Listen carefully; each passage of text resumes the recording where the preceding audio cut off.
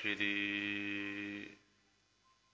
वाहिगुरु साहिब जी। नाहो जति सती नहीं पढ़िया, मूरख मुगदा जन्म पया। प्रणवत नानक तिन की सरना, जिन तू नाही बीसरिया। जप तप संजम धर्म न कमाया, सेवा साध ना जानिया हर राया। कहो नानक हम नीच करमा, शरण परे की राखो शर्मा। कहो नानक हम नीच करमा, शरण परे की राखो शर्मा। बाणी गुरु गुरु है बाणी, बिच बाणी अमृत सारे।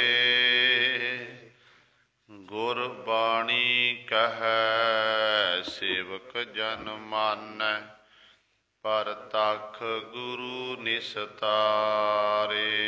सो कहो टल गुर सेविय, अहनिस सहज सुभाए। दर्शन परसै गुरु कै, जन्म मरण दुख जाए। होवै सिफत खसामदी, नूर अरसो कुरसो झटिया।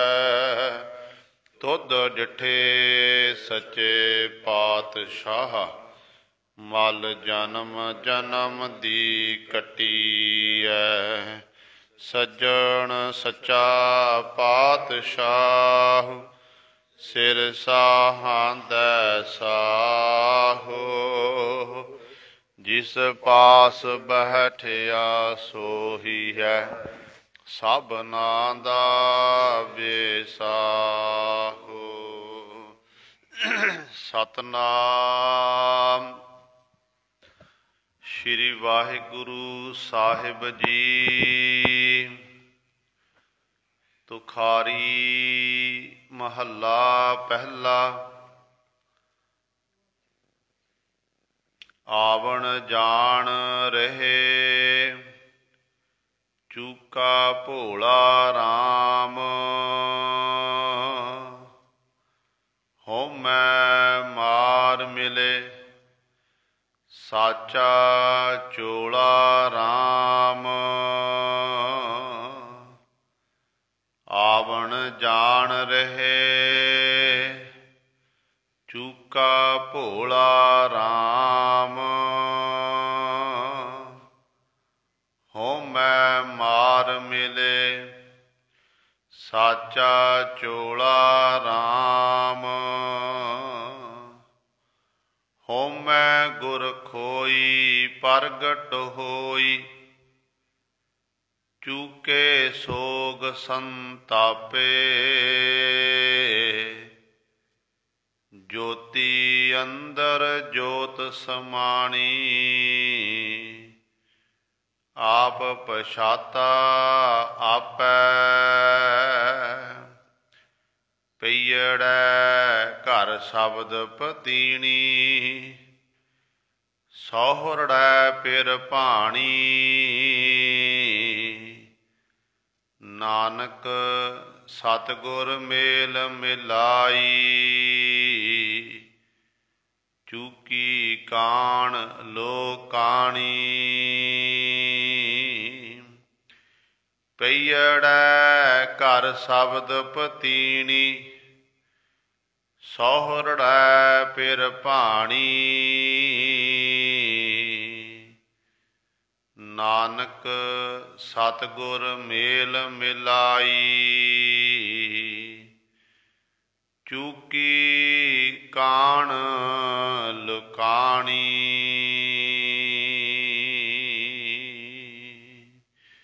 ਵਾਹਿਗੁਰੂ ਜੀ ਕਾ ਖਾਲਸਾ, ਵਾਹਿਗੁਰੂ ਜੀ ਕੀ ਫਤਿਹ। ਪਰਮ ਸਨਮਾਨਯੋਗ ਜੁਗੋ ਜੁਗ ਅਟਲ,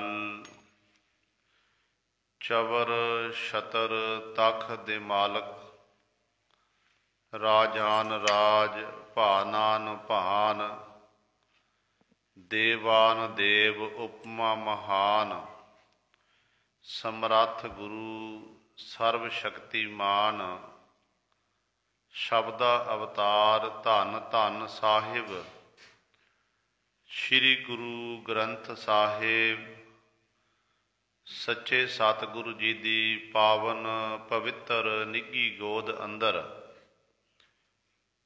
ਜੁੜ ਬੈਠੇ ਗੁਰੂ ਰੂਪ ਗੁਰੂ ਸਵਾਰੇ ਸਤ ਸੰਗੀ ਜਨੋ, ਵੱਡ ਭਾਗੇ ਹੋ ਜੋ ਦਸ਼ਮੇਸ਼ ਪਿਤਾ ਗੁਰੂ ਕਲਗੀਧਰ ਸਤਿਗੁਰੂ, ਅੰਮ੍ਰਿਤ ਕੇ ਦਾਤੇ ਸਰਬੰਸ ਦਾਨੀ, ਬਾਜਾਂ ਵਾਲੇ ਚੋਜੀ ਪ੍ਰੀਤਮ ਸਤਿਗੁਰੂ। ਧੰਨ ਧੰਨ ਸਾਹਿਬ ਸ਼੍ਰੀ ਗੁਰੂ ਗੋਬਿੰਦ ਸਿੰਘ ਮਹਾਰਾਜ ਜੀ ਦੀ ਚਰਨ ਛੋਹ ਧਰਤੀ, ਮਹਾਨ ਪਵਿੱਤਰ ਅਸਥਾਨ ਗੁਰਦੁਆਰਾ ਮੰਜੀ ਸਾਹਿਬ ਆਲਮਗੀਰ ਵਿਖੇ ਅੰਮ੍ਰਿਤ ਵੇਲੇ ਤੋਂ ਹਾਜ਼ਰੀਆਂ ਭਰ ਕੇ ਸਤ ਸੰਗਤ ਕਰਕੇ ਸਤਿਗੁਰੂ ਮਹਾਰਾਜ ਜੀ ਦੀਆਂ ਖੁਸ਼ੀਆਂ ਪ੍ਰਾਪਤ ਕਰ ਰਹੇ ਹੋ। ਆਪ ਜੀ ਨੇ ਹੁਣੇ ਹੀ ਸਤਿਕਾਰਯੋਗ ਗੁਰੂ ਘਰ ਦੇ ਕੀਰਤਨੀਆਂ ਪਾਸੋਂ ਸ਼੍ਰੀ ਆਸਾ ਜੀ ਕੀ ਵਾਰ ਦੇ ਕੀਰਤਨ ਸ਼ਰਵਣ ਕੀਤੇ ਹਨ। ਆਸਾ ਦੀ ਵਾਰ ਤੋਂ ਭਾਵ ਹੈ ਸਮੂਹ ਆਸਾ ਨੂੰ ਪੂਰੀਆਂ ਕਰਨ ਵਾਲੀ। ਜਦੋਂ ਮਨੁੱਖ ਦੀਆਂ ਆਸਾਵਾਂ ਪੂਰੀਆਂ ਨਾ ਹੋਵੇ, ਕੋਈ ਇੱਛਾ ਮਨ 'ਚ ਰੱਖੀ ਹੋਵੇ ਕਿ ਮੇਰਾ ਆਹ ਕਾਰਜ ਸਫਲ ਹੋ ਜਾਵੇ, ਮੇਰੀ ਮਨ ਦੀ ਆ ਇੱਛਾ ਪੂਰੀ ਹੋ ਜਾਵੇ, ਫਿਰ ਜੇ ਆਸਾ ਦੀ ਵਾਰ ਇਕਾਗਰ ਚਿੱਤ ਹੋ ਕੇ ਆਪਾਂ ਪੜ੍ਹ ਲਈਏ, ਆਸਾ ਦੀ ਵਾਰ ਨੂੰ ਨਾਲ ਵਿਚਾਰ ਲਈਏ, ਤੇ ਗੁਰੂ ਸਵਾਰੇ ਜਿੰਨੀਆਂ ਵੀ ਸਾਡੀਆਂ ਇੱਛਾਵਾਂ ਨੇ, ਇਹ ਸਾਰੀਆਂ ਸਾਡੀਆਂ ਇੱਛਾ ਪੂਰੀਆਂ ਹੋ ਸਕਦੀਆਂ ਹਨ। ਗੁਰੂ ਪਾਤਸ਼ਾਹ ਜੀ ਕਹਿੰਦੇ ਨੇ, ਪੂਰੀ ਆਸਾ ਜੀ ਮਨਸਾ ਮੇਰਾ ਰਾਮ। ਕਿਉਂਕਿ ਜਿੱਥੇ ਆਸਾ ਦੀ ਵਾਰ ਦੇ ਵਿੱਚ ਗੁਰੂ ਸਾਹਿਬਾਨ ਜੀ ਨੇ ਇਹ ਸਾਨੂੰ ਜਿੱਥੇ ਪਖੰਡ ਦਾ ਖੰਡਨ ਕੀਤਾ ਹੈ, ਉੱਥੇ ਸਤਿਗੁਰੂ ਮਹਾਰਾਜ ਨੇ ਆਰੰਭਤਾ ਵਿੱਚ ਇਹ ਬਚਨ ਕੀਤੇ ਨੇ। ਕਹਿੰਦੇ ਨੇ, ਬਲਿਹਾਰੀ ਗੁਰ ਆਪਣੇ ਦਿਹਾੜੀ ਸਦਵਾਰ, ਜਿਨ ਮਾਨਸ ਤੇ ਦੇਵਤੇ ਕੀਏ ਕਰਤ ਨਾ ਲਾਗੀ ਵਾਰ। ਫਿਰ ਸ਼ਲੋਕ ਹੈ ਕਿ ਜੇ ਸੋ ਚੰਦਾ ਉਗਵਹਿ ਸੂਰਜ ਚੜ੍ਹੇ ਹਜ਼ਾਰ, ਏਤੇ ਚਾਨਣ ਹੁੰਦਿਆਂ ਗੁਰ ਬਿਨ ਘੋਰ ਅੰਧਾਰ। ਭਾਵ ਗੁਰੂ ਸਾਹਿਬਾਨ ਨੇ ਆਰੰਭਤਾ ਵਿੱਚ ਇਹ ਮੋਹਰ ਲਾ ਦਿੱਤੀ ਕਿ ਐ ਜੀਵ, ਜੇ ਤੂੰ ਚਾਹੁੰਦਾ ਕਿ ਮੇਰਾ ਭਾਰ ਉਤਾਰਾ ਹੋ ਜਾਵੇ, ਮੈਂ ਜੰਮਣ ਮਰਨ ਤੋਂ ਰਹਿਤ ਹੋ ਜਾਵਾਂ, ਮੈਂ ਮੁਕਤ ਹੋ ਜਾਵਾਂ, ਕਹਿੰਦੇ ਫਿਰ ਤੂੰ ਆਪਣੇ ਗੁਰੂ ਦੇ ਲੜ ਲੱਗਣਾ ਕਰ, ਗੁਰੂ ਵਾਲਾ ਬਣਨਾ ਕਰ। ਗੁਰੂ ਵਿੱਚ ਇਹ ਗੁਣ ਹੈ। ਗੁਰੂ ਆਪਣੇ ਸਿੱਖਾਂ ਦੇ ਵਿੱਚ ਦੈਵੀ ਗੁਣ ਪੈਦਾ ਕਰ। ਦੈਵੀ ਗੁਣ ਤੋਂ ਸ਼ੁਭ ਗੁਣ, ਸ਼ੁਭ ਗੁਣ ਦੈਵੀ ਗੁਣ ਸਤਿਗੁਰੂ ਜੀ ਪੈਦਾ ਕਰਦੇ ਨੇ। ਜਿਹਦੇ ਅੰਦਰ ਦੈਵੀ ਗੁਣ ਪੈਦਾ ਹੋ ਗਏ, ਉਹਨੂੰ ਫਿਰ ਦੇਵਤਾ ਆਖਿਆ ਜਾਂਦਾ ਹੈ। ਤੇ ਸਤਿਗੁਰੂ ਕਹਿੰਦੇ ਨੇ, ਜਿਨ ਮਾਨਸ ਤੇ ਦੇਵਤੇ ਕੀਏ। ਮਨੁੱਖਾਂ ਤੋਂ ਦੈਵੀ ਗੁਣ ਹਿਰਦੇ ਅੰਦਰ ਪੈਦਾ ਹੋਏ, ਦੇਵਤੇ ਬਣ ਗਏ। ਕਹਿੰਦੇ ਕਰਤ ਨਾ ਲਾਗੀ ਬਾਤ, ਦੇਰੀ ਨਹੀਂ ਲੱਗਦੀ ਪਾਤਸ਼ਾਹ ਜੀ ਨੂੰ।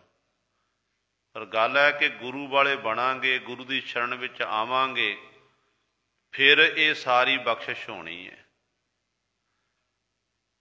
क्योंकि गुरु तो बिना घुप हनेरा है, कुछ भी दिखाई नहीं सानू दे सकता है। इस करके गुरु दे लड़ लग के ही साडियां सारियां इच्छावां पूरीआं होणीआं ने। इंज कह लीए जिवें आपां कोई नदी पार करनी है। पुराने समयां दे विच नदी पार करन लई आपां बेड़ी दा सहारा लैंदे हुंदे सी। बेड़ियां उत्ते बैठ के जाना, मलाह ने वो बेड़ी चलानी। ते हुण जे मलाह नूं मलाह वधिया है, बेड़ी वधिया चलाउंदा है, फिर तो आपां पार लग जावांगे। पर जे मलाह नूं बेड़ी ना चलानी आउंदी होवे, सवारियां उत्ते बिठा लवे, फिर की होवेगा?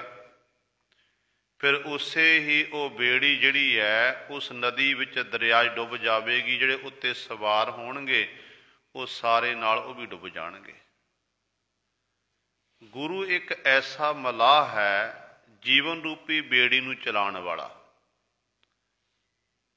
जिहड़ा गुरु दे लड़ लग गया, सच्चे गुरु दे लड़ लग गया, ते गुरु फिर इस तरह जीव नूं जुगती, जिवें मलाह चप्पू मारदा ना, ते गुरु भी फिर जुगतियां दसदा कि सिक्खा अमृत वेले उठना है, ते नाम बाणी का अभ्यास करना। सिक्खा जिहड़े बिन सेवा धृग हथ पैर होर निहफल करनी, ये साडा गुरु कह रहा।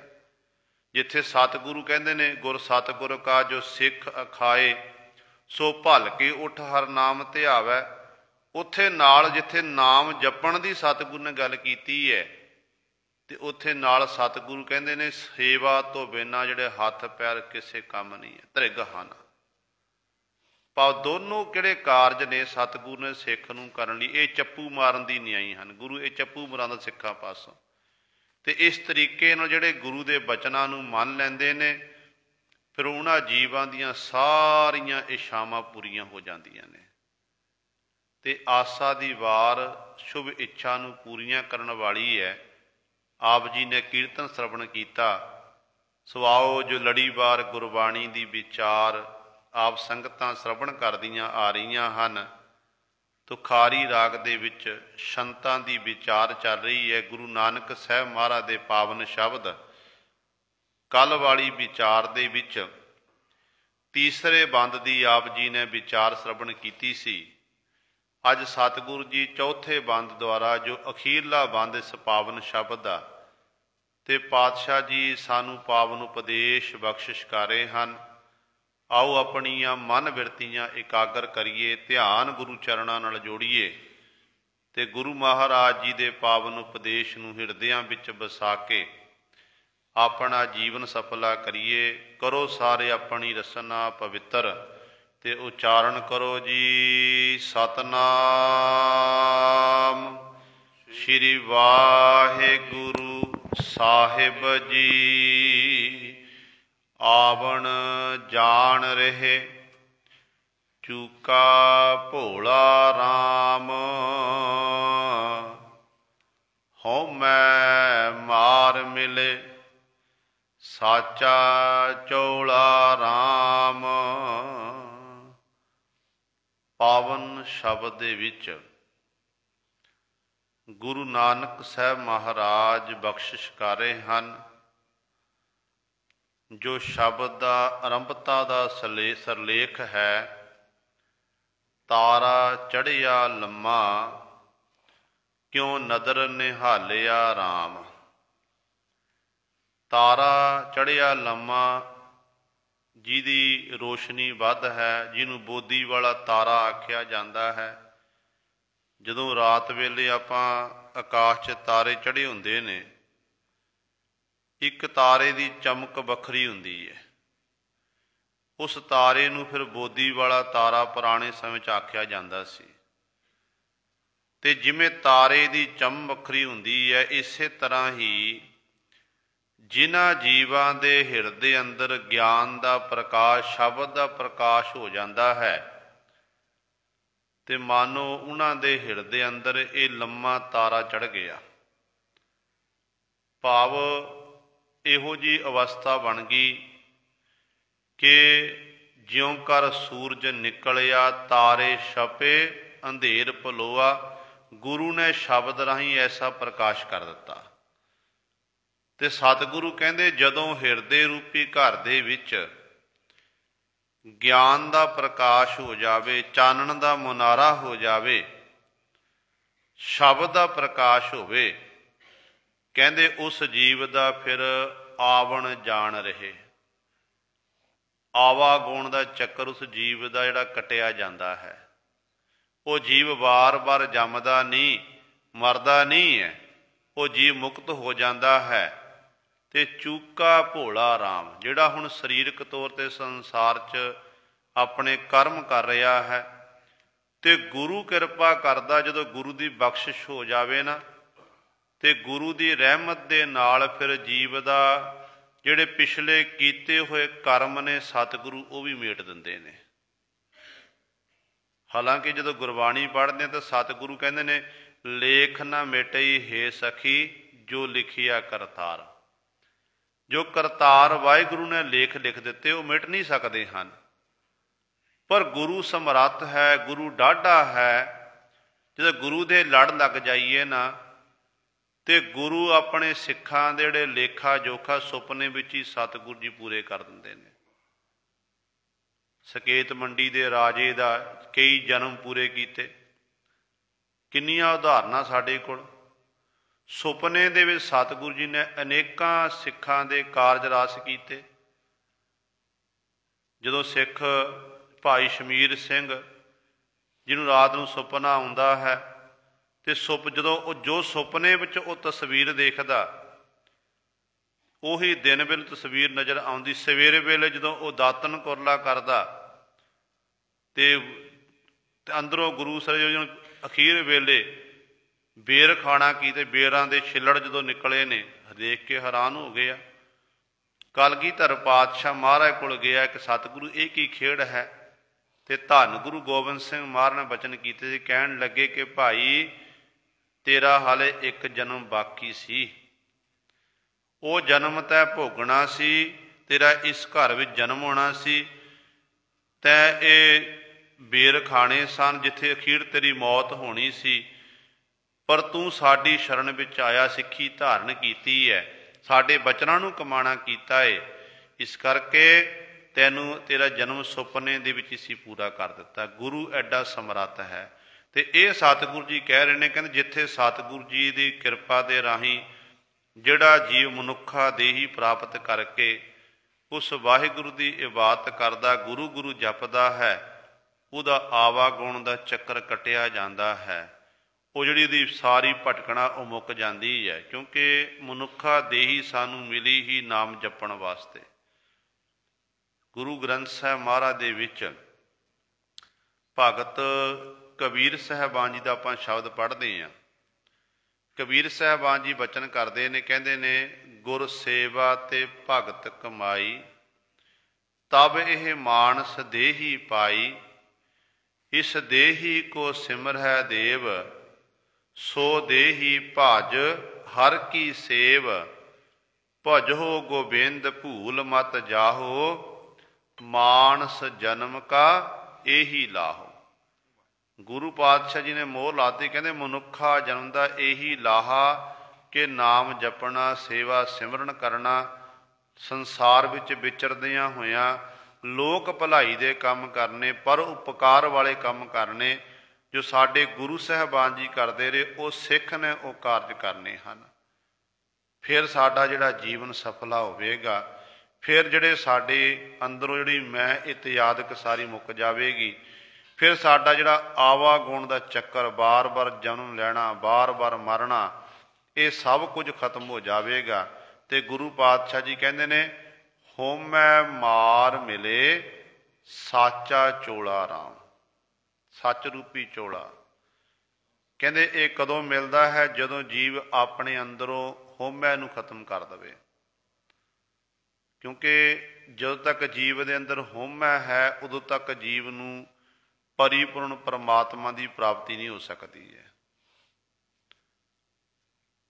सतगुरु महाराज दे आप बचन पढ़ते हैं ना, भगत रविदास साहब जी शब्द है, भगत जी कहते ने जो हम कहते जब हम होते तब तू नाही, अब तू ही मैं नाही, अनल आगम जैसे लहर मैं ओदद, जल केवल जल माही। भगत जी कहते ਜਦੋਂ तक ਇਹ परमात्मा ਸਾਡੇ ਵਿੱਚ मैं है, ਉਦੋਂ ਤੂੰ नहीं है। ਜਦੋਂ ਹੁਣ मैं ਮੁੱਕ गई, ਹੁਣ मैं खत्म हो गई, ਤੇ ਕਹਿੰਦੇ ਉਦੋਂ ਅਬ ਤੂੰ ਹੀ मैं नाही, ਹੁਣ परमात्मा ਤੂੰ ਹੀ है, मैं ही, मेरे ਵਿੱਚ कुछ भी नहीं है। कबीर साहबान जी वांग कबीर मेरा मुझ में किश नहीं, जो किश है सो तेरा, तेरा तुझको सौंप ते क्या लागै मेरा।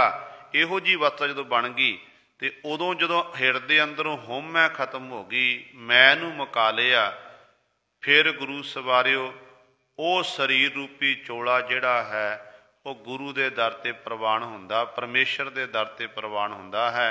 ਤੇ ਪਾਤਸ਼ਾਹ ਜੀ ਕਹਿੰਦੇ ਨੇ ਪਹਿਲਾਂ ਭਾਈ ਆਪਣੇ ਅੰਦਰੋਂ ਹਉਮੈ ਨੂੰ ਮਾਰਨਾ ਕਰ, ਹਉਮੈ ਨੂੰ ਖਤਮ ਕਰ। ਹਉਮੈ ਕਿਵੇਂ ਮਰਨੀ ਹੈ? ਹਉਮੈ ਮਰਨੀ ਹੈ ਗੁਰਬਾਣੀ ਪੜ੍ਹ ਕੇ, ਹਉਮੈ ਮਰਨੀ ਹੈ ਸੇਵਾ ਕਰਕੇ। ਜਦੋਂ ਤੱਕ ਸੇਵਾ ਸਿਮਰਨ ਨਹੀਂ ਕਰਦੇ, ਆਮ ਤੌਰ 'ਤੇ ਦੇਖਿਆ ਜਾਂਦਾ ਹੈ ਕਿ ਜਿੱਥੇ ਗੁਰਸਿੱਖ ਸੰਗਤਾਂ ਸੇਵਾਵਾਂ ਕਰਦੀਆਂ ਨੇ, ਬੜੀ ਕਿਰਪਾ ਗੁਰੂ ਪਾਤਸ਼ਾਹ ਦੀ, ਕੋਈ ਝਾੜੂ ਲਾ ਰਿਹਾ, ਕੋਈ ਜੋੜੇ ਘਰ ਸੇਵਾ, ਲੰਗਰਾਂ ਵਿੱਚ ਸੇਵਾ ਕਰ ਰਿਹਾ ਹੈ। ਇਹ ਗੁਰੂ ਦੇ ਦਰ ਦੀ ਸੇਵਾ ਕਰਨੀ ਐਵੇਂ ਨਸੀਬ ਨਹੀਂ ਹੁੰਦੀ ਹੈ। ਜਦੋਂ ਗੁਰੂ ਬਖਸ਼ਿਸ਼ ਕਰਦਾ, ਗੁਰੂ ਦੀ ਕਿਰਪਾ ਦੇ ਨਾਲ ਹੀ ਇਹ ਸੇਵਾਵਾਂ ਝੋਲੀ ਵਿੱਚ ਪੈਂਦੀਆਂ ਨੇ। ਪਰ ਦੇਖਿਆ ਕੀ ਜਾਂਦਾ ਕਿ ਜਦੋਂ ਜਿਹੜੇ ਸੇਵਾ ਕਰਦੇ ਨੇ, ਕਈ ਵਾਰੀ ਮਨੁੱਖਾਂ ਦੇ ਮਨ ਵਿੱਚ ਇਹ ਮਾਣ ਆਉਂਦਾ ਕਿ ਮੈਂ ਗੁਰੂ ਘਰ ਦੀ ਸੇਵਾ ਕਰਦਾ, ਮੈਂ ਨਾ ਹੋਵਾਂ ਤੇ ਮੇਰੇ ਤੋਂ ਬਿਨਾਂ ਗੁਰੂ ਘਰ ਦੀ ਸੇਵਾ ਨਹੀਂ ਹੋ ਸਕਦੀ। ਗੁਰੂ ਪਾਤਸ਼ਾਹ ਕਹਿੰਦੇ ਨੇ ਸੇਵਾ ਕਰਤ ਹੋਏ ਨੇ ਕਾਮੀ, ਕਹਿੰਦੇ ਕਾਮਨਾ ਤੋਂ ਰਹਿ ਤੋ ਸੇਵਾ ਕਰ, ਤਿਸ ਕੋ ਹੋਤ ਪ੍ਰਾਪਤ ਸੁਆਮੀ। ਗੁਰੂ ਪਾਤਸ਼ਾਹ ਇਹ ਕਹਿ ਰਹੇ ਨੇ।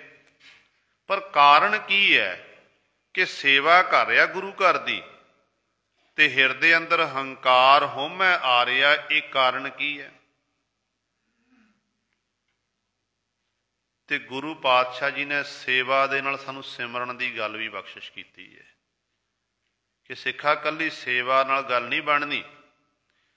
ਸੇਵਾ ਕਰਦਾ ਗੁਰੂ ਘਰ ਦੀ, ਠੀਕ ਹੈ, ਨਾਲ ਤੂੰ ਸਿਮਰਨ ਵੀ ਕਰਨਾ ਕਰ। ਬਹੁਤ ਤਦਾਰ ਵੀ ਸਾਡੀ ਹਾਲਤ ਅੱਜ ਇਹੋ ਜਿਹੀ ਹੋ ਚੁੱਕੀ ਹੈ, ਜੇ ਸਿਮਰਨ ਕਰਦੇ ਹਾਂ ਸੇਵਾ ਨਹੀਂ ਹੈ, ਜੇ ਸੇਵਾ ਕਰਦੇ ਹਾਂ ਤੇ ਸਿਮਰਨ ਨਹੀਂ ਹੈ, ਤੇ ਜਿਸ ਕਰਕੇ ਸਾਡੇ ਅੰਦਰ ਹਉਮੈ ਜਿਹੜੀ ਹੈ ਦਿਨੋਂ ਦਿਨ ਇਹ ਘਰ ਕਰ ਰਹੀ ਹੈ। ਗੁਰੂ ਪਾਤਸ਼ਾਹ ਜੀ ਨੇ ਜੀਵ ਇੱਕ ਪੰਛੀ ਦੀ ਨਹੀਂ ਆਈ ਹੈ। ਪੰਛੀ ਦੇ ਦੋ ਖੰਭ ਨੇ, ਦੋਨਾਂ ਖੰਭਾਂ ਦੇ ਰਾਹੀਂ ਪੰਛੀ ਆਕਾਸ਼ ਵਿੱਚ ਉਡਾਰੀ ਮਾਰਦਾ। ਜੇ ਪੰਛੀ ਦਾ ਇੱਕ ਖੰਭ ਟੁੱਟ ਜਾਵੇ, ਇੱਕ ਰਹਿ ਜਾਵੇ, ਤੇ ਪੰਛੀ ਉਡਾਰੀ ਨਹੀਂ ਭਰ ਸਕਦਾ। ਉਸ ਪੰਛੀ ਨੂੰ ਫਿਰ ਕੁੱਤੇ ਬਿੱਲੇ ਇਤਿਆਦਿਕ ਜਿਹੜੇ ਨੇ ਉਹ ਖਾ ਲੈਂਦੇ ਨੇ, ਪੰਛੀ ਦੀ ਮੌਤ ਹੋ ਜਾਂਦੀ ਹੈ। ਇਸੇ ਤਰ੍ਹਾਂ ਹੀ ਜੀਵ ਰੂਪੀ ਪੰਛੀ ਨੂੰ ਉਡਾਰੀ ਮਾਰਨ ਦੇ ਲਈ ਦੋਨੋਂ ਖੰਭਾਂ ਦੀ ਲੋੜ ਹੈ। ਖੰਭ ਕਿਹੜੇ ਨੇ? ਸੇਵਾ ਤੇ ਸਿਮਰਨ। ਇੱਕ ਸੇਵਾ ਵਾਲਾ, ਇੱਕ ਸਿਮਰਨ ਵਾਲਾ। ਜੇ ਸਾਡੇ ਕੋਲ ਇੱਕ ਖੰਭ ਹੈ, ਸੇਵਾ ਹੈ, ਸਿਮਰਨ ਨਹੀਂ, ਸਿਮਰਨ ਹੈ, ਸੇਵਾ ਨਹੀਂ, ਤੇ ਮਾਫ ਕਰਨਾ, ਤੇ ਸਾਡੇ ਅੰਦਰ ਫਿਰ ਇਹ ਜਿਹੜੇ ਪੰਜ ਨੇ ਇਹ ਹੈਵੀ ਹੋਣਗੇ, ਇਹ ਆਪਣਾ ਜੋੜ ਦਿਖਾਣਗੇ। ਬੰਦੇ ਦੇ ਅੰਦਰ ਮਾਣ ਆਵੇਗਾ, ਹੰਕਾਰ ਆਵੇਗਾ ਕਿ ਮੈਂ ਸੇਵਾ ਕਰਦਾ, ਮੈਂ 1 ਘੰਟਾ ਗੁਰੂ ਕੀ ਸੰਗਤ 'ਚ ਬੈਠਿਆ, ਮੈਂ 2 ਘੰਟੇ ਝਾੜੂ ਪੋਚਾ ਲਾਇਆ, ਇੰਨਾ ਸਮਾਂ ਲੰਗਰ ਸੇਵਾ ਕੀਤੀ, ਤੇ ਮੈਂ ਵਾਰ-ਵਾਰ ਆਈ ਜਾਣੀ ਹੈ। ਦੇਖੋ ਸਾਡੇ ਗੁਰੂ ਸਾਹਿਬ ਨੇ ਸਮਝਾਇਆ, ਜਦੋਂ ਬਾਬਾ ਦੀਪ ਸਿੰਘ ਜੀ ਗੁਰੂ ਕਲਗੀਆਂ ਵਾਲੇ ਪਾਤਸ਼ਾਹ ਮਹਾਰਾਜ ਕੋਲ ਪਹਿਲੀ ਵਾਰ ਗਏ ਸੀ ਨਾ, ਪਾਤਸ਼ਾਹ ਨੇ ਪੁੱਛਿਆ ਤੇਰਾ ਨਾਮ ਕੀ ਹੈ? ਕਹਿਣ ਲੱਗਿਆ ਪਾਤਸ਼ਾਹ ਦੀਪਾ, ਦੀਪਾ ਨਾਮ ਹੈ। ਤੇ ਸਤਿਗੁਰੂ ਮਹਾਰਾਜ ਨੇ ਫਿਰ ਕਿਹਾ ਕਿ ਭਾਈ ਸੇਵਾ ਕਰ ਜਾ ਕੇ। ਗੁਰੂ ਪਾਤਸ਼ਾਹ ਦੇ ਕੋਲ ਰਹਿ ਕੇ ਸੇਵਾ ਕਰਨ ਲੱਗ ਪਏ। ਸਰਬਲੋਹ ਦੇ ਬਰਤਨ ਹੁੰਦੇ ਸੀ, ਤੇ ਸਰਬਲੋ ਦੇ ਬਰਤਨਾਂ ਨੂੰ ਸੁੱਕ ਮੰਜ ਕੀਤਾ ਜਾਂਦਾ ਸੀ, ਪਾਣੀ ਨਹੀਂ ਲਾਇਆ ਜਾਂਦਾ ਸੀ। ਰੇਤੇ ਦੇ ਵੱਡੇ ਵੱਡੇ ਢੇਰ ਲੱਗੇ ਹੋਣੇ, ਰੇਤੇ ਉੱਤੇ ਬੈਠ ਕੇ ਬਾਬਾ ਦੀਪ ਸਿੰਘ ਜੀ ਜਿਨ੍ਹਾਂ ਨੇ ਖੰਡੇ ਬਾਟੇ ਦਾ ਅੰਮ੍ਰਿਤ ਛਕਿਆ, ਦੀਪੇ ਤੋਂ ਦੀਪ ਸਿੰਘ ਬਣੇ ਤੇ ਸੇਵਾ ਕਰ ਰਹੇ ਨੇ। ਸੇਵਾ ਕਰਦਿਆਂ ਗੁਰੂ ਸਾਹਿਬ ਬਰਤਨ ਨੂੰ ਬੜੇ ਪਿਆਰ ਨਾਲ ਸੋਧਦੇ ਨੇ, ਬਾਰ-ਬਾਰ ਸੋਧ ਰਹੇ ਨੇ ਤੇ ਇੰਨੇ ਪਿਆਰ ਨਾਲ ਬਰਤਨ ਨੂੰ ਸੋਧਦੇ ਨੇ ਕਿ ਉਦੋਂ ਤੱਕ ਨਹੀਂ ਹਟਦੇ ਮਾਂਜਣੋਂ ਜਦੋਂ ਤੱਕ ਉਹਦੇ ਵਿੱਚੋਂ ਚੰਗੀ ਤਰ੍ਹਾਂ ਮੁੱਖ ਨਾ ਦਿਖ ਜਾਵੇ। ਬੜੇ ਧਿਆਨ ਨਾਲ ਦੇਖਣਾ ਕਿ ਕੋਈ ਦਾਗ ਨਾ ਰਹਿ ਗਿਆ ਹੋਵੇ। ਇੱਕ ਦਿਨ ਗੁਰੂ ਕਲਗੀਧਰ ਪਾਤਸ਼ਾਹ ਮਹਾਰਾਜ ਵਿਚਰਦੇ ਹੋਏ ਲੰਗਰ ਘਰ ਵੱਲ ਆ, ਜਿੱਥੇ ਬਰਤਨ ਸੋਧੇ ਜਾ ਰਹੇ ਨੇ, ਤੇ ਸਤਿਗੁਰੂ ਪਿੱਛੇ ਜਾ ਕੇ ਖਲੋ ਗਏ। ਬਾਬਾ ਦੀਪ ਸਿੰਘ ਜੀ ਸੇਵਾ ਕਰ ਰਹੇ ਨੇ, ਸੇਵਾ ਵਿੱਚ ਐਸੇ ਮਸਤ ਨੇ ਕਿ ਸੇਵਾ ਕਰਦੇ ਨੇ, ਬਰਤਨ ਨੂੰ ਬੜੇ ਪਿਆਰ ਨਾਲ ਸੋਧ ਰਹੇ ਨੇ ਤੇ ਕਲਗੀਧਰ ਪਾਤਸ਼ਾਹ ਮਹਾਰਾਜ ਪਿੱਛੇ ਜਾ ਕੇ ਖਲੋ ਗਏ। ਤੇ ਸਤਿਗੁਰੂ ਜੀ ਨੇ ਜਦੋਂ ਦੇਖਿਆ ਤੇ ਬਾਬਾ ਦੀਪ ਸਿੰਘ ਦੇ ਮੋਢੇ ਉੱਤੇ ਆਪਣਾ ਹੱਥ ਰੱਖ ਦਿੱਤਾ। ਹੱਥ ਰੱਖਿਆ ਤੇ ਬਾਬਾ ਦੀਪ ਸਿੰਘ ਨੇ ਪਿਛਾਂਹ ਨੂੰ ਮੁੜ ਕੇ ਦੇਖਿਆ ਕਿ ਗੁਰੂ ਗੋਬਿੰਦ ਸਿੰਘ ਮਹਾਰਾਜ ਕਲਗੀਧਰ ਪਾਤਸ਼ਾਹ। ਕਹਿੰਦੇ ਨੇ ਬਾਬਾ ਦੀਪ ਸਿੰਘ ਜੀ ਸਤਿਗੁਰੂ ਨੂੰ ਮੱਥਾ ਟੇਕਣ ਲੱਗੇ, ਦੇਖਿਆ ਕਿ ਬਰਤਨ ਸੋਧਣ ਦੇ ਨਾਲ ਹੱਥ ਮੇਰੇ ਕਾਲੇ ਹੋਏ ਨੇ। ਜੇ ਮੈਂ ਆਪਣੇ ਹੱਥ ਗੁਰੂ ਕਲਗੀਧਰ ਪਾਤਸ਼ਾਹ ਦੇ ਚਰਨਾਂ 'ਚ ਰੱਖੇ, ਚਰਨਾਂ ਨੂੰ ਛੂਹਿਆ ਤੇ ਸਤਿਗੁਰ ਦੇ ਚਰਨ ਗੰਦੇ ਹੋਣਗੇ, ਵਸਤਰ ਗੰਦੇ ਹੋ ਸਕਦੇ ਨੇ। ਕਹਿੰਦੇ ਹੱਥ ਪਿਛਾਂਹ ਨੂੰ ਕਰਕੇ ਗੁਰੂ ਕਲਗੀਧਰ ਪਾਤਸ਼ਾਹ ਮਹਾਰਾਜ ਨੂੰ ਮੱਥਾ ਟੇਕਣ ਲੱਗੇ ਤੇ ਧੰਨ ਗੁਰੂ ਗੋਬਿੰਦ ਸਿੰਘ ਮਹਾਰਾਜ ਨੇ ਬਾਬਾ ਦੀਪ ਸਿੰਘ ਦੇ ਮੋਢਿਆਂ ਤੋਂ ਪਕੜ ਕੇ ਆਪਣੀ ਗਲ ਬੱਕੜੀ ਵਿੱਚ ਲੈ ਲਿਆ। ਗਲ ਬੱਕੜੀ 'ਚ ਲਿਆ, ਪਿਆਰ ਦਿੱਤਾ। ਕਹਿਣ ਲੱਗੇ ਦੀਪ ਸਿੰਘਾ, ਬਰਤਨ ਬੜੇ ਸੋਹਣੇ ਤਰੀਕੇ ਨਾਲ ਸੋਧਦਾ, ਪਿਆਰ ਨਾਲ ਸੋਧ ਰਿਹਾ ਏ ਤੇ ਨਾਲ ਮਨ ਨੂੰ ਵੀ ਸੋਧਣਾ ਕਰ। ਜਿਵੇਂ ਬਰਤਨ ਸੋਧਦਾ ਨਾ, ਇਸੇ ਤਰ੍ਹਾਂ ਮਨ ਨੂੰ ਵੀ ਸੋਧਣਾ ਕਰ। ਤੇ ਸਤਿਗੁਰੂ ਉਹ ਕਿਵੇਂ ਸੋਧਿਆ ਜਾਵੇਗਾ? ਤੇ ਸਤਿਗੁਰੂ ਕਲਗੀਧਰ ਪਾਤਸ਼ਾਹ ਕਹਿਣ ਲੱਗੇ ਕਿ ਬਰਤਨ ਸੋਧਦਿਆਂ ਨਾਲ ਕਹਿੰਦੇ ਜਪਜੀ ਸਾਹਿਬ ਦੇ ਪਾਠ ਕਰ, ਜਿੰਨੇ ਹੋ ਸਕਣ ਨਾਲ ਜਪਜੀ ਸਾਹਿਬ ਦੇ ਪਾਠ ਸ਼ੁਰੂ ਕਰਦੇ। ਤੇ ਗੁਰੂ ਸਵਾਰਿਓ ਸਤਿਗੁਰੂ ਕਲਗੀਧਰ ਪਾਤਸ਼ਾਹ ਮਹਾਰਾਜ ਦੇ ਹੁਕਮ ਦੀ ਪਾਲਣਾ ਕੀਤੀ, ਸੇਵਾ ਕਰਦੇ ਸੀ, ਨਾਲ ਫਿਰ ਜਪਜੀ ਸਾਹਿਬ ਦੀ ਬਾਣੀ ਦੀ ਆਰੰਭਤਾ ਹੋ ਗਈ। ਤੇ ਉਸੇ ਹੀ ਜਪਜੀ ਸਾਹਿਬ ਦੀ ਕਿਰਪਾ ਦੇ ਰਾਹੀਂ ਹੀ, ਬਾਬਾ ਜੀ ਦੇ ਸਿਮਰਨ ਦੇ ਰਾਹੀਂ ਹੀ, ਜਦੋਂ ਅੰਤਮ ਸਮ ਬਾਬਾ ਜੀ ਨੇ ਸੱਚਖੰਡ ਸ੍ਰੀ ਹਰਿਮੰਦਰ ਸਾਹਿਬ ਦੀ ਜਦੋਂ ਬੇਅਦਬੀ ਕੀਤੀ ਗਈ ਅਬਦਾਲੀ ਵੱਲੋਂ, ਤੇ ਉਹਦਾ ਬਦਲਾ ਲੈਣ ਲਈ ਸਤਿਗੁਰੂ ਉਸ ਸਮੇਂ ਬਾਬਾ ਜੀ ਬਿਨਾਂ ਸੀਸ ਤੋਂ ਲੜੇ ਨੇ, ਆਪਣੇ ਸੀਸ ਦੀ ਕੁਰਬਾਨੀ ਦੇ ਕੇ ਹਰਿਮੰਦਰ ਸਾਹਿਬ ਨੂੰ ਆਜ਼ਾਦ ਕਰਵਾਇਆ ਸੀ। ਸੋ ਕਹਿਣ ਦਾ ਭਾਵ ਹੈ ਕਿ ਦੋਨੋਂ ਹਨ, ਸੇਵਾ ਵੀ ਹਨ ਤੇ ਸਿਮਰਨ ਵੀ ਹਨ। ਜੇ ਸੇਵਾ ਨਹੀਂ ਸਿਮਰਨ ਹੈ, ਸਿਮਰਨ ਹੈ ਸੇਵਾ ਨਹੀਂ, ਫਿਰ ਸਾਡੇ ਅੰਦਰ ਹਉਮੈ ਹੰਕਾਰ ਪੈਦਾ ਹੋਵੇਗਾ।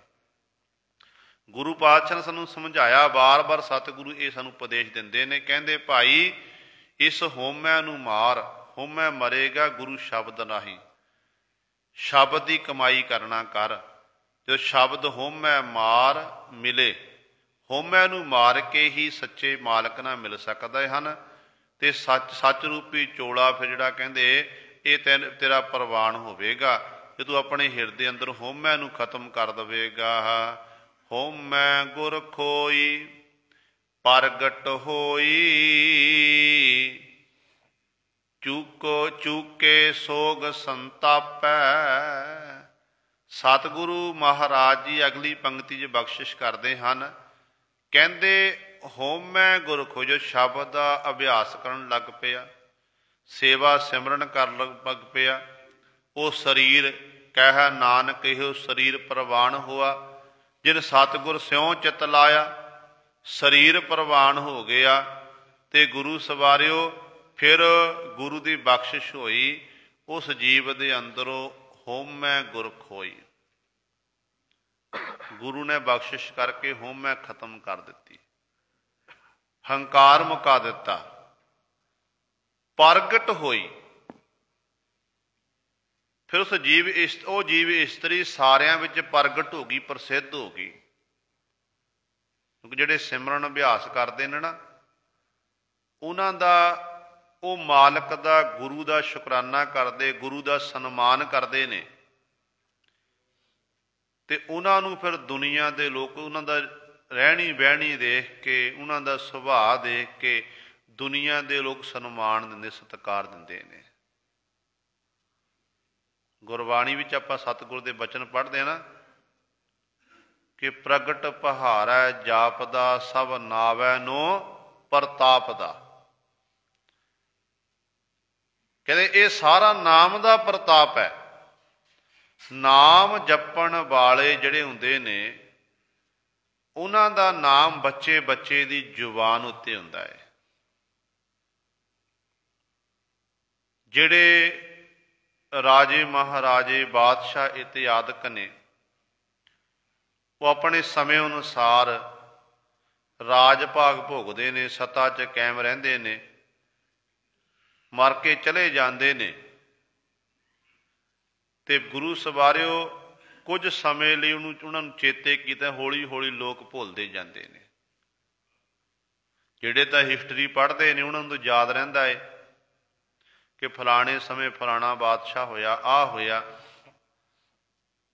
ਪਰ ਜਿਹੜੇ ਰੱਬ ਦੇ ਪਿਆਰੇ ਭਗਤ ਜਨ ਹਨ, ਗੁਰਮੁਖ ਜਨ ਹਨ, ਉਹਨਾਂ ਦਾ ਨਾਮ ਹਰ ਇੱਕ ਦੀ ਜ਼ੁਬਾਨ ਉੱਤੇ ਹੁੰਦਾ। ਕੋਈ ਹਿਸਟਰੀ ਪੜ੍ਹੇ ਚਾਹੇ ਨਾ ਪੜ੍ਹੇ ਤੇ ਪਤਾ ਲੱਗ ਜਾਂਦਾ ਕਿ ਫਲਾਣਾ ਭਗਤ ਸੀ ਜੀ। ਹੁਣ ਬੰਦਗੀ ਕਾਰਨ ਕੀ ਹੈ ਕਿ ਘਰ ਘਰ ਦੇ ਵਿੱਚ ਉਹਨਾਂ ਦੀ ਸਿਫਤ ਸਲਾਹ ਹੁੰਦੀ ਹੈ। ਉਹ ਪਰਮਾਤਮਾ ਦੀ ਵਡਿਆਈ ਕਰਦੇ ਨੇ ਤੇ ਦੁਨੀਆ ਦੇ ਲੋਕ ਉਹਨਾਂ ਨੂੰ ਯਾਦ ਕਰਦੇ ਨੇ।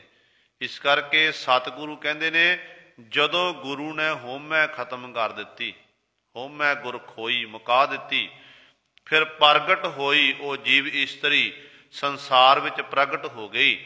ਕਹਿੰਦੇ ਚੂਕੇ ਸੋਗ ਸੰਤਾਪੈ, ਜਿੰਨੇ ਵੀ ਸੋਗ ਇਤਿਆਦਿਕ ਹਾਂ, ਦੁੱਖ ਤਕਲੀਫ ਦੇ ਸਾਰੇ ਸੰਤਾਪ ਨੇ, ਇਹ ਸਾਰੇ ਉਸ ਉਹਦੀ ਗੁਰੂ ਦੀ ਕਿਰਪਾ ਨਾਲ ਸਾਰੇ ਮੁੱਕ ਗਏ।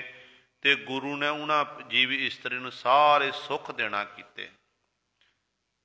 ਕਿਉਂਕਿ ਜਦੋਂ ਆਪਾਂ ਗੁਰਬਾਣੀ ਪੜ੍ਹਦੇ ਹਾਂ ਨਾ, ਸਤਿਗੁਰੂ ਮਹਾਰਾਜ ਕਹਿੰਦੇ ਨੇ ਪੰਡਤ ਸੂਰ ਛਤਰਪਤ ਰਾਜਾ, ਭਗਤ ਬਰਾਬਰ ਔਰ ਨਾ ਕੋਈ। ਪੰਡਤ ਗਿਆਨਵਾਨ ਪੁਰਸ਼, ਜਿਹੜਾ ਚਾਰ ਵੇਦਾਂ ਦਾ ਗਿਆਤਾ, ਧਾਰਮਿਕ ਗ੍ਰੰਥਾਂ ਜਿਹਨੂੰ ਨੌਲੇਜ ਹੈ, ਪੜ੍ਹਨ ਵਾਲਾ। ਸੂਰ ਸੂਰਮਾ, ਮੈਦਾਨੇ ਜੰਗ ਦੇ ਵਿੱਚ ਆਪਣੇ ਕਰਤੱਵ ਦਿਖਾਉਂਦਾ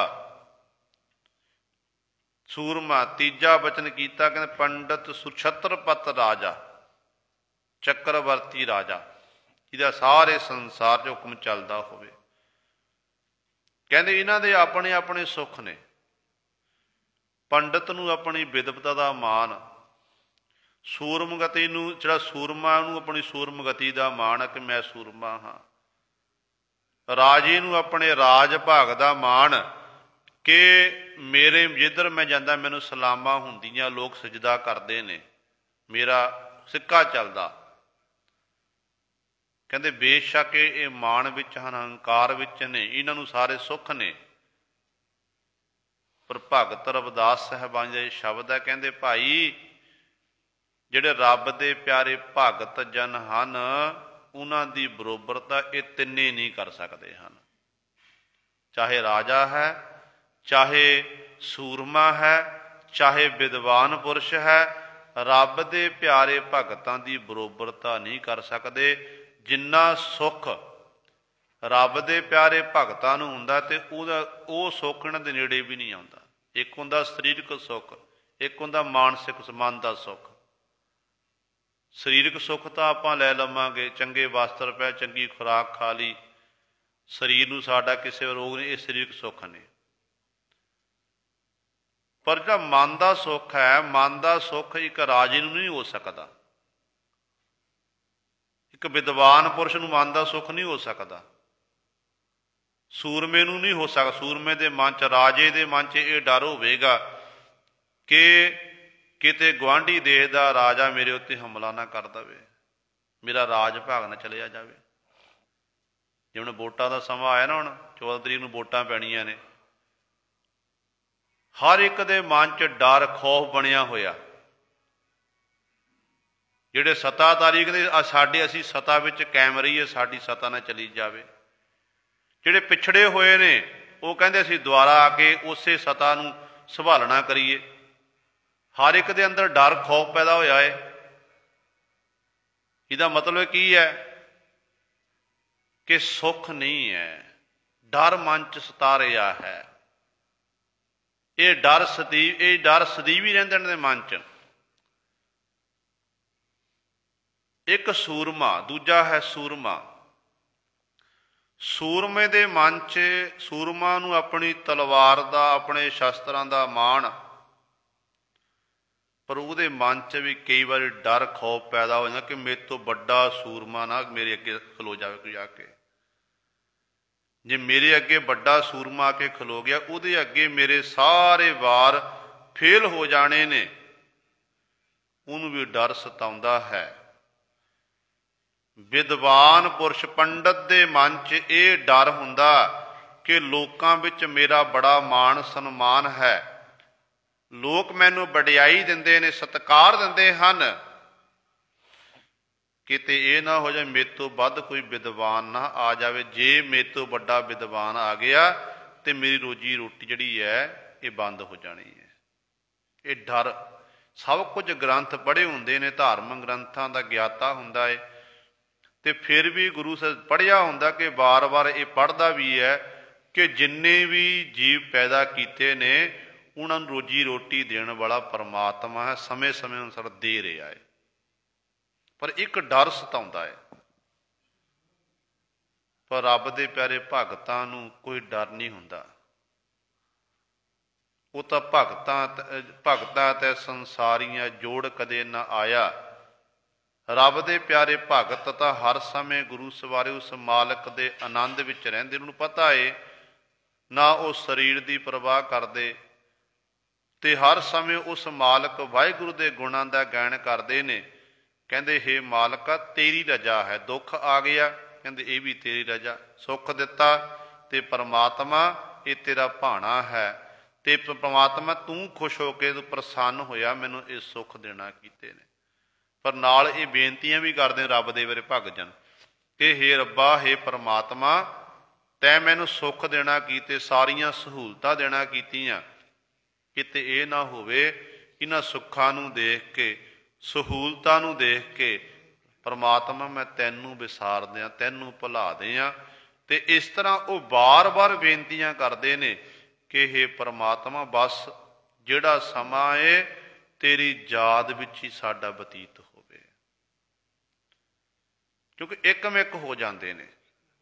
ਜਿਉਂ-ਜਿਉਂ ਉਹ ਨਾਮ ਬਾਣੀ ਦਾ ਅਭਿਆਸ ਕਰਦੇ ਨੇ, ਪ੍ਰਭੂ ਪਰਮਾਤਮਾ ਇੱਕਮਿਕ ਹੋ ਕੇ ਗੁਣਾਂ ਦੀ ਸਾਂਝ ਪਾ ਲੈਂਦੇ ਨੇ। ਫਿਰ ਹਰ ਜਨ ਹਰ ਅੰਤਰ ਨਹੀਂ, ਨਾਨਕ ਸਾਚੀ ਜਾਨ, ਇਹੋ ਜਿਹੀ ਅਵਸਥਾ ਬਣ ਜਾਂਦੀ ਹੈ। ਤੇ ਇਸ ਕਰਕੇ ਇੱਥੇ ਸਤਿਗੁਰੂ ਜੀ ਇਹੀ ਵਚਨ ਕਰ ਰਹੇ ਨੇ। ਕਹਿੰਦੇ ਭਾਈ, ਉਸ ਜੀਵ ਇਸਤਰੀ ਦੇ ਸਾਰੇ ਜਿੰਨੇ ਵੀ ਸੋਗ ਨੇ, ਸੰਤਾਪ ਹਨ, ਇਹ ਸਾਰੇ ਚੁੱਕ ਕੇ ਮੁੱਕ ਜਾਂਦੇ ਨੇ। ਉਹਦੀ ਸੋਭਾ ਵਡਿਆਈ ਉਹਦੇ ਅੰਦਰੋਂ ਹਉਮੈ ਮੁੱਕਦੀ ਹੈ। ਗੁਰੂ ਪਾਤਸ਼ਾਹ ਕਿਰਪਾ ਹਉਮੈ ਖਤਮ ਕਰਦੇ ਨੇ। ਉਹ ਜੀਵ ਇਸਤਰੀ ਪਰ ਸਾਰਿਆਂ ਵਿੱਚ ਜਾਣੀ ਜਾਂਦੀ ਹੈ, ਉਹ ਪ੍ਰਗਟ ਹੋ ਜਾਂਦੀ ਹੈ। ਜੋਤੀ ਅੰਦਰ ਜੋਤ ਸਮਾਣੀ, ਆਪ ਪਛਾਤਾ ਆਪੈ। ਗੁਰੂ ਪਾਤਸ਼ਾਹ ਜੀ ਅਗਲੀ ਪੰਕਤੀ ਬਖਸ਼ਿਸ਼ ਕਰਦੇ ਹਨ ਕਿ ਜਿਨ੍ਹਾਂ ਨੇ ਆਪ ਪਛਾਤਾ ਆਪੈ, ਜਿਨ੍ਹਾਂ ਨੇ ਆਪਣੇ ਆਪ ਦੀ ਪਹਿਚਾਣ ਕੀਤੀ ਕਿ ਮੈਂ ਕੀ ਹਾਂ, ਕਿੱਥੋਂ ਆਇਆ ਹਾਂ, ਕਾਹਦੇ ਲਈ ਆਇਆ ਹਾਂ, ਕਰ ਕੀ ਰਿਹਾ ਹਾਂ, ਜਿਹਨੂੰ ਇਹ ਸੋਝੀ ਆ ਗਈ, ਜਿਹਨੇ ਇਹਦੀ ਪਹਿਚਾਣ ਕੀਤੀ, ਤੇ ਫਿਰ ਉਹਨਾਂ ਨੇ ਗੁਰੂ ਸਵਾਰੇ ਉਸ ਮਾਲਕ ਨੂੰ ਖੋਜ ਕੀਤੀ। ਬੰਦੇ ਨੇ ਖੋਜ ਕਰਨੀ ਸ਼ੁਰੂ ਕਰ ਦਿੱਤੀ। ਖੋਜ ਕਿਵੇਂ ਕੀਤੀ ਹੈ? ਆਪਣੇ ਆਪ ਦੀ ਪਹਿਚਾਣ ਕਰਨ ਦੇ ਲਈ, ਤੇ ਉਸ ਮਾਲਕ ਦੀ ਇਹ ਬਾਤ ਸ਼ੁਰੂ ਕਰ ਦਿੱਤੀ। ਕਿਸੇ ਨੇ ਦੱਸਤਾ ਕਿ ਭਾਈ, ਜੇ ਆਪਣੇ ਆਪ ਦੀ ਪਹਿਚਾਣ ਕਰਨੀ ਹੈ ਬੰਦੇ, ਖੋਜ ਦਿਲ ਹਰ ਰੋਜ਼, ਨਾ ਫਿਰ ਪਰੇਸ਼ਾਨੀ ਮਾਹੇ। ਜੇ ਆਪਣੇ ਆਪ ਦੀ ਖੋਜ ਕਰਨੀ ਹੈ, ਆਪਣੇ ਆਪ ਦੀ ਖੋਜ ਕਰਨ ਦੇ ਲਈ ਤੈਨੂੰ ਆਪਣੇ ਆਪੇ ਦੀ ਵਿਚਾਰ ਕਰਨੀ ਪਵੇਗੀ। ਤੈਨੂੰ ਉਸ ਮਾਲਕ ਦੇ ਗੁਣਾਂ ਦਾ ਗਹਿਣ ਕਰਨਾ ਪਵੇਗਾ, ਸ਼ਬਦ ਸੁਰਤੀ ਦਾ ਸੁਮੇਲ ਕਰਨਾ ਪਵੇਗਾ। ਜੋ ਸ਼ਬਦ ਸੁਰਤੀ ਦਾ ਸੁਮੇਲ ਕਰ ਲਵੇਗਾ ਤੈਨੂੰ ਫਿਰ ਪਤਾ ਲੱਗ ਜਾਵੇਗਾ ਤੇ ਤੂੰ ਕੌਣ ਹੈ, ਕਿੱਥੋਂ ਆਇਆ, ਕਾਹਦੇ ਲਈ ਆਇਆ ਤੇ ਕਰ ਕੀ ਰਿਹਾ, ਇਹ ਸਾਰਾ ਤੈਨੂੰ ਗਿਆਨ ਹੋ ਜਾਵੇਗਾ। ਫਿਰ ਗੁਰੂ ਸਵਾਰਿਓ ਉਹ ਜੀਵ ਉਸ ਮਾਲਕ ਦੀ ਜਿਹੜੀ ਅਖੰਡ ਜੋਤ ਪਰਮੇਸ਼ਰ ਹੈ, ਪਰਮੇਸ਼ਰ ਦੀ ਆਰਾਧਨਾ ਕਰਦਾ, ਪਰਮਾਤਮਾ ਨਾਲ ਇੱਕ ਮਿਕ ਹੁੰਦਾ। ਫਿਰ ਉਹ ਸਮਾਂ ਆਉਂਦਾ ਜਿਹਨੂੰ ਸਤਿਗੁਰੂ ਕਹਿੰਦੇ ਨੇ ਜੋਤੀ ਅੰਦਰ ਜੋਤ ਸਮਾਣੀ। ਜੋਤੀ ਅੰਦਰ ਜੋਤ ਸਮਾਣੀ, ਅਖੰਡ ਜੋਤ ਪਰਮੇਸ਼ਰ ਹੈ, ਉਹਦੇ ਵਿੱਚ ਹੀ ਕਹਿੰਦੇ ਫਿਰ ਉਸ ਜੀਵ ਦੀ ਜੋਤ ਜਾ ਕੇ ਸਮਾ ਜਾਂਦੀ ਹੈ। ਭਾਵ ਹਰੀ ਦਾ ਜਿਹੜਾ ਪਿਆਰਾ, ਹਰੀ ਦਾ ਹੀ ਰੂਪ ਬਣ ਜਾਂਦਾ ਹੈ। ਉਹਨਾਂ ਵਿੱਚ ਕੋਈ ਫਰਕ ਨਹੀਂ ਰਹਿੰਦਾ। ਜਿਹੋ ਜਿਹਾ ਹਰੀ, ਹਰ ਜਨ ਐਸਾ ਚਾਹੀਐ ਜੈਸਾ ਹਰ ਹੀ ਹੋਏ, ਇਹੋ ਜਿਹੀ ਅਵਸਥਾ ਬਣ ਜਾਂਦੀ ਹੈ। ਫਿਰ ਉਹਨੂੰ ਇਹ ਸਮਝ ਆਉਂਦੀ ਹੈ ਕਿ ਉਸੇ ਹੀ ਜੋਤ ਵਿੱਚੋਂ ਇਹ ਸਾਰੀਆਂ ਜੋਤਾਂ ਜਗੀਆਂ ਨੇ ਗਾ। ਜਿੰਨੀਆਂ ਵੀ ਜੋਤਾਂ ਜਗੀਆਂ ਨੇ, 84 ਲੱਖ ਜੂਨਾਂ ਨੇ ਨਾ, ਇੱਕ ਜੋਤ ਵਿੱਚ ਜਗੀਆਂ ਨੇ। ਉਹ ਜੋਤ ਨਿਰੰਕਾਰ ਦੀ ਹੈ, ਅਕਾਲ ਪੁਰਖ ਜੋਤ ਹੈ। ਉਹਨਾਂ ਹੀ ਸਾਰੀਆਂ ਜੋਤਾਂ ਜਗਾਣਾ ਕੀਤੀਆਂ। ਜਿਵੇਂ ਆਪਾਂ ਦੀਵਾ ਜਗਾਉਂਦੇ ਨਾ, ਦੀਵਾ ਬਲਦਾ, ਤੇਲ ਮੁੱਕ ਗਿਆ ਤੇ ਦੀਵਾ ਬੁਝ ਗਿਆ। ਇਸੇ ਤਰ੍ਹਾਂ ਪਰਮਾਤਮਾ ਦੇ ਵਿੱਚੋਂ ਇਹ ਜੀਵ ਰੂਪੀ ਦੀਵੇ ਜਗੇ ਨੇ। ਤੇ ਤੇਲ ਕਿਹੜਾ ਇੱਥੇ, ਜਿਹੜੇ ਸਾਡੇ ਸਵਾਸ ਨੇ। ਜੀਵਨ ਰੂਪੀ ਜਿਹੜੀ ਬੱਤੀ ਹੈ ਉਹ ਜਗ ਰਹੀ ਹੈ। ਜੀਵਨ ਰੂਪੀ ਬੱਤੀ ਜਗ ਰਹੀ ਹੈ। ਸਵਾਸ ਜਿਹੜੇ ਸਾਡੇ ਤੇਲ ਦੀ ਨਿਆਈ ਹਨ। ਜੇ ਤੇਲ ਖਤਮ ਹੋਣ ਨਾਲ ਬੱਤੀ ਜਿਹੜੀ ਬੁਝ ਜਾਂਦੀ ਹੈ, ਦੀਵਾ ਬੁਝ ਜਾਂਦਾ ਹੈ। ਇਸੇ ਪ੍ਰਕਾਰ ਗੁਰੂ ਸਵਾਰਿਓ ਜੀਵ ਦੀ ਜੀਵਨ ਯਾਤਰਾ ਵੀ ਫਿਰ ਖਤਮ ਹੋ ਜਾਂਦੀ ਹੈ। ਸਵਾਸ ਮੁੱਕ ਗਏ, ਜੀਵਨ ਯਾਤਰਾ ਖਤਮ, ਸਰੀਰ ਰੂਪੀ ਬੱਤੀ ਇੱਥੇ ਰਹਿ ਜਾਂਦੀ, ਫਿਰ ਕਿਸੇ ਕੰਮ ਨਹੀਂ ਆਉਂਦੀ। ਉਹਨੂੰ ਚੁੱਕ ਕੇ ਫਿਰ ਸਾੜਿਆ ਜਾਂਦਾ, ਦਫਨਾਇਆ ਜਾਂਦਾ, ਦੋ ਹੀ ਕੰਮ ਕੀਤੇ ਜਾਂਦੇ ਨੇ। ਉਦੋਂ ਤੱਕ ਸਤਿਗੁਰੂ ਕਹਿੰਦੇ ਨੇ ਇਹ ਜੋਤ ਜਗੀ ਹੈ ਉਸ ਨਿਰੰਕਾਰ ਦੇ ਵਿੱਚੋਂ, ਅਕਾਲ ਪੁਰਖ ਦੇ ਵਿੱਚੋਂ। ਤੇ ਅਕਾਲ ਪੁਰਖ ਵਾਹਿਗੁਰੂ ਦੇ ਅੰਦਰ ਫਿਰ ਉਹ ਜਿਹੜੀ ਜੋਤ ਹੈ, ਅਖੀਰ ਦੇ ਜੋਤ ਜਾ ਕੇ ਉਸ ਜੋਤੀ ਅੰਦਰ ਜੋਤ ਸਮਾਣੀ, ਉਸ ਵਾਹਿਗੁਰੂ ਦੇ ਵਿੱਚ ਜਾ ਕੇ ਸਮਾ ਜਾਂਦੀ ਹੈ। ਭਾਵ ਉਹਦਾ ਹੀ ਰੂਪ ਬਣਦੀ ਹੈ। ਤੇ ਸਤਿਗੁਰੂ ਮਹਾਰਾਜ ਅੱਗੇ ਬਖਸ਼ਿਸ਼ ਕਰ ਰਹੇ ਹਨ। ਪਈੜੈ ਘਰ ਸ਼ਬਦ ਪਤੀਣੀ, ਸਹੁਰੜੈ ਪਿਰ ਭਾਣੀ। ਕਹਿੰਦੇ ਜੀਵ ਇਸਤਰੀ ਇਸ ਸੰਸਾਰ ਘਰ ਵਿੱਚ, ਸੰਸਾਰ ਘਰ ਕੀ ਹੈ? ਪੇਕੇ ਘਰ। ਪੇਕੇ ਘਰ ਵਿੱਚ ਰਹਿ ਰਹੀ ਹੈ। ਦੇਖੋ ਜਿਵੇਂ ਆਪਾਂ ਸਾਡੇ ਘਰ ਧੀਆਂ ਨੇ, ਬੱਚੀਆਂ ਦੀ ਸ਼ਾਦੀ ਹੁੰਦੀ ਹੈ, ਲੜਕੀ ਵਿਆਹ ਕੇ ਆਪਣੇ ਪੇਕੇ ਘਰ 'ਚ ਸਹੁਰੇ ਘਰ ਚਲੀ ਜਾਂਦੀ ਹੈ। ਉਸ ਲੜਕੀ ਨੂੰ ਪਤਾ ਹੁੰਦਾ ਕਿ ਮੈਂ ਜਿਸ ਘਰ 'ਚ ਰਹਿ ਰਹੀ ਹਾਂ, ਮੇਰੀ ਮਾਂ ਨੇ, ਮੇਰੇ ਪਿਤਾ ਨੇ, ਮੈਂ ਇਸ ਘਰ ਵਿੱਚ ਵੱਧ ਤੋਂ 20 ਸਾਲ 25 ਸਾਲ 30 ਸਾਲ ਇੱਥੋਂ ਤੱਕ ਹੱਦ ਹੈ। ਉਸ ਤੋਂ ਬਾਅਦ ਮੈਨੂੰ ਆਪਣੇ ਘਰ ਸਹੁਰੇ ਘਰ ਵਾਪਸ ਜਾਣਾ ਪਵੇਗਾ। ਅਸਲ ਸੱਚਾਈ ਹੈ। ਤੇ ਗੁਰੂ ਪਾਤਸ਼ਾਹ ਕਹਿੰਦੇ ਜਿੰਨੇ ਵੀ ਜੀਵ ਨੇ ਇਹ ਸਾਰੀਆਂ ਇਸਤਰੀਆਂ ਹਨ ਪਰਮਾਤਮਾ ਦੀਆਂ। ਸੰਸਾਰ ਕੀ ਹੈ? ਇੱਕ ਪੇਕੇ ਘਰ ਦੀ ਨਿਆਈ ਹੈ। ਤੇ ਪੇਕੇ ਘਰ ਨੂੰ ਛੱਡ ਕੇ ਅਖੀਰ ਤੇ ਜੀਵ ਇਸਤਰੀ ਸਹੁਰੇ ਘਰ ਜਾਂਦੀ ਹੈ। ਪਰ ਜਿਸ ਜੀਵ ਇਸਤਰੀ ਨੇ, ਕਹਿੰਦੇ ਨੇ ਪਈੜੈ ਘਰ ਸ਼ਬਦ ਪਤੀਣੀ, ਪੇਕੇ ਘਰ ਵਿੱਚ ਰਹਿ ਕੇ ਨਾ ਸ਼ਬਦ ਨੂੰ ਪਤੀਣੀ, ਸ਼ਬਦ ਨਾਲ ਪਤੀਜ ਗਈ। ਭਾਵ ਸ਼ਬਦ ਦਾ ਅਭਿਆਸ ਕੀਤਾ, ਸ਼ਬਦ ਨਾਲ ਇੱਕ ਮਿਕ ਹੋ ਗਈ। ਫਿਰ ਉਹ ਜੀਵ ਇਸਤਰੀ ਜਦੋਂ ਇਸ ਲੋਕ ਤੋਂ ਪਰਲੋਕ ਵਿੱਚ ਜਾਂਦੀ ਹੈ ਨਾ, ਪੇਕੇ ਘਰ ਸਹੁਰੇ ਘਰ ਵਿੱਚ, ਸਹੁਰੜੈ ਪਿਰ ਭਾਣੀ, ਕਹਿੰਦੇ ਸਹੁਰੇ ਘਰ ਵਿੱਚ ਉਹ ਭਾਣੀ ਚੰਗੀ ਲੱਗਦੀ ਹੈ, ਉਸ ਪਰਮਾਤਮਾ ਨੂੰ ਭਾ ਜਾਂਦੀ ਹੈ, ਉਹਨੂੰ ਪਿਆਰੀ ਲੱਗਦੀ ਹੈ। ਨਾਨਕ ਸਤਿਗੁਰ ਮੇਲ ਮਿਲਾਈ, ਚੂਕੀ ਕਾਣ ਲੋਕਾਣੀ। ਨਾਨਕ ਗੁਰੂ ਜੀ ਉਚਾਰਨ ਕਰਦੇ ਹਨ, ਕਹਿੰਦੇ ਸਤਿਗੁਰ ਮੇਲ ਮਿਲਾਈ। ਸਤਿਗੁਰੂ ਜੀ ਨੇ ਆਪ ਬਖਸ਼ਿਸ਼ ਕਰਕੇ ਉਸ ਜੀਵ ਇਸਤਰੀ ਨੂੰ ਆਪਣੇ ਨਾਲ ਕਹਿੰਦੇ ਮੇਲਣਾ ਕੀਤਾ। ਉਸ ਮਾਲਕ ਨਾਲ ਸਤਿਗੁਰ ਮੇਲ ਮਿਲਾਈ। ਸਤਿਗੁਰੂ ਆਪ ਉਸ ਨਿਰੰਕਾਰ ਨਾਲ ਮਿਲੇ ਹੋਏ ਨੇ ਤੇ ਜੀਵ ਇਸਤਰੀ ਨੂੰ ਵੀ ਉਸ ਮਾਲਕ ਨਾਲ, ਪ੍ਰਭੂ ਨਾਲ ਮਿਲਾ ਦਿੱਤਾ। ਜਿਸ ਕਰਕੇ ਚੂਕੀ ਕਾਣ ਦੁਕਾਣੀ, ਲੋਕਾਂ ਦੀ ਜਿਹੜੀ ਕਾਣ ਸੀ ਨਾ ਉਹ ਸਾਰੀ ਚੁੱਕੀ ਗਈ। ਉਹ ਜੀਵ ਇਸਤਰੀ ਨੇ ਆਪਣਾ ਮਨੁੱਖਾ ਜਨਮ ਸਫਲਾ ਕਰ ਲਿਆ। ਉਹ ਜੀਵ ਇਸਤਰੀ ਫਿਰ ਇਸ ਤਰ੍ਹਾਂ ਕਾਨ ਖਰੋੜਾ ਤੋਂ ਰਹਿਤ ਹੋ ਕੇ ਉਸ ਮਾਲਕ ਪ੍ਰਭੂ ਦੇ ਦਰ ਤੇ ਪ੍ਰਵਾਨ ਹੋ ਗਈ। ਉਹਦਾ ਜੀਵਨ ਸਫਲਾ ਹੋਇਆ। ਉਹ ਫਿਰ ਉਸ ਮਾਲਕ ਵਾਹਿਗੁਰੂ ਦੇ ਗੁਣਾਂ ਦਾ ਜਿੰਨਾ ਸਮਾਂ ਨੂੰ ਪ੍ਰਾਪਤ ਹੋਇਆ ਜ਼ਿੰਦਗੀ ਦਾ ਸਮੇਂ ਵਿੱਚ ਰਹਿ ਕੇ, ਉਹ ਹਰ ਸਮੇਂ ਸਾਸ ਗ੍ਰਾਸਦਰ ਉਹ ਜੀਵ ਇਸਤਰੀ ਇੱਕ ਨਿਰੰਕਾਰ ਨੂੰ ਚੇਤੇ ਕਰਦੀ ਹੈ, ਨਿਰੰਕਾਰ ਦੀ ਆਰਾਧਨਾ ਕਰਦੀ ਹੈ। ਉਹਦੀ ਕੁਦਰਤ ਨੂੰ ਦੇਖ ਕੇ ਉਹ ਜੀਵ ਇਸਤਰੀ ਕਹਿੰਦੀ ਹੈ, ਬਲਿਹਾਰੀ ਕੁਦਰਤ ਵਸਿਆ, ਤੇਰਾ ਅੰਤ ਨਾ ਜਾਈ ਲਖਿਆ। ਸਾਰੀ ਕਾਇਨਾਤ ਵਿੱਚ, ਕੁਦਰਤ ਦੇ ਵਿੱਚ ਉਹਨੂੰ ਉਹ ਨਿਰੰਕਾਰ ਹੀ ਦਿਖਾਈ ਦਿੰਦਾ ਹੈ। ਇਹ ਗੁਰੂ ਸਵਾਰੇ ਸਤਿਗੁਰੂ ਮਹਾਰਾਜ ਨੇ ਸਾਡੇ ਉੱਤੇ ਬਖਸ਼ਿਸ਼ ਕੀਤੀ ਹੈ। ਦਾਸ ਤੋਂ ਬੋਲ